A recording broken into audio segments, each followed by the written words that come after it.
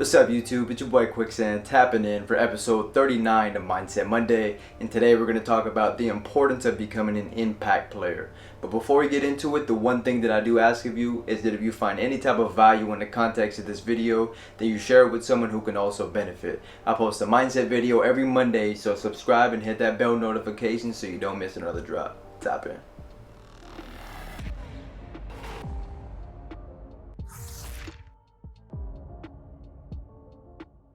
So let's talk about being an impact player and what that means. So every team in every sport has at least one person, one player who is an impact player. And these players are the ones who do everything that they can in their power to see the team succeed in the end.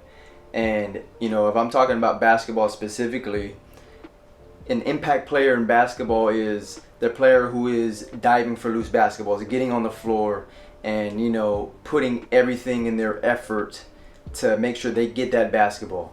And another example of that would be for rebounding, right? This player who is an impact player has the ability to either grab the rebound themselves or help their teammates grab the rebound. So example, if you're a taller player getting into good positioning, always having your head up to the basket and seeing where the basketball is, and then rim, like chasing it off of the rim. So doing all the small details, all the small things that happen instinctually, doing that every time you come down the court on offense and on defense. So impact players are able to do that. Now, if you're not able to go up and grab it yourself, what can you do? Well, you can box out. So whoever you're guarding or wherever your zone is, put a body on somebody and make sure they don't have the opportunity to go in there and grab that basketball, right? Give your teammates a chance. If you box out, your teammates are going to be able to get into better position to grab that ball. So impact players do the small things. They set the screens on the bigs, on the smalls, and they make sure they put a body on the screen, and then they make sure they're getting into open space, either rolling to the basket or getting out. They do all the small things that help the team win in the end. They make that extra pass even if they're open. I get it in the corner, I pump fake, and I see my teammate right wide open. I can either shoot it or pass. Making that pass is what impact players do. They do it for the love of the game and then the love of the team, and they want to see the team succeed. They don't put themselves on that pedestal. Impact players. Players who are going to listen and be willing to be coached, right? Always learning. Always trying to find ways to get better and to make adjustments. So all those things are important. They do the research on their own. They go on YouTube and they look up how to break a zone press or a zone defense, how to score over taller guards, how to score in the paint, how to fix my three-point shot. They look at every one of those videos and they master it. They study.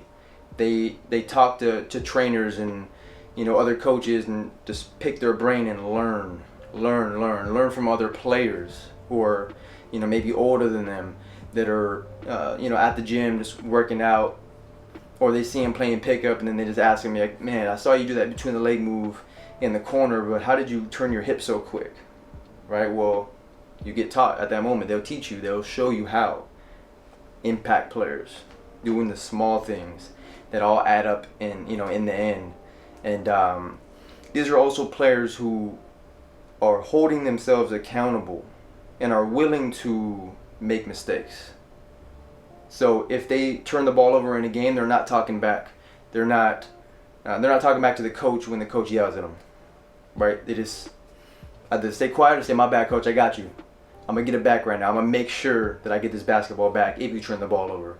And how do you do that? You go and box out on the other end. You get a steal, deflection. Impact players doing the small things.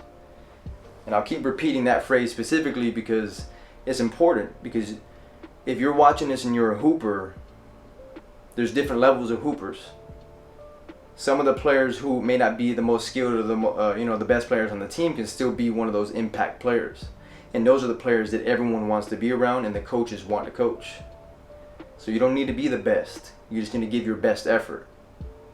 Every play, every possession.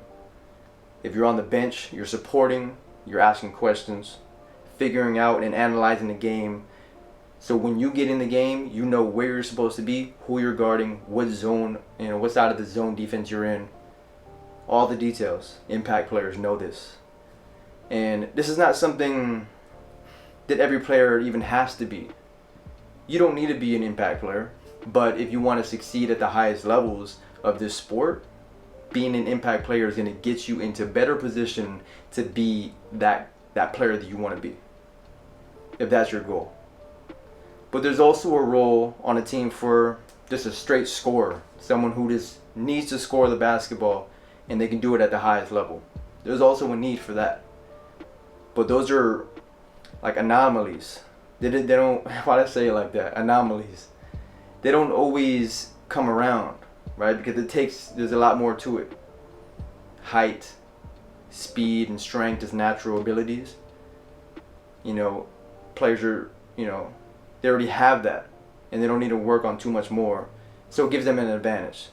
So what I'm saying to you is, if you're just a quote unquote like above average or average hooper and you want to get better, the best way is to become an impact player. Do the small things. And there's one more point I'm missing. I mean, ultimately, is becoming someone who can be coachable, who listens, and who can teach. That was the last point. Is that if you can teach something, then you're learning. It shows your ability that you're learning and that you can communicate it to your teammates, to your coaches, to your parents, or whoever is involved in your circle. And when you can teach, you put it into the hands of everyone else. That you can say all the knowledge you have, and if they take it in, then that's knowledge they gain, and then you really start like a chain reaction of players and people sharing knowledge and information. Now they can pass that information on to their teammate, their family, their friends, and it's a full circle of just like real positive vibes. And this is important to have in a team, but also just as a person, to have that willingness to care for others, right? Impact players doing the small things, and this all adds up. So these are just things to think about. Think about these things. Think about what areas right now that you're not doing currently to the highest levels. How can you add 10%, more success in that area? How can I, if you're a shooter and you want to get better at shooting, how can I become an impact player? Well, maybe I don't shoot threes only. Maybe I can pump fake, get to the basket. Maybe I can start getting all the way to the rim to get a layup. So you start thinking of things right now that you can do to become an impact player in each category. And then ask your coach these questions. That way you guys can both be on, even terms on what's expected of you from the coach, and then what you should expect out of yourself. Do all these things, and I promise you, you're going to be in a great position, and you will succeed. Thank you all for watching this video. I appreciate you all. Drop a like, comment, and subscribe, and put the bell notification on so you don't miss another drop. Episode 40 next week. Tap out.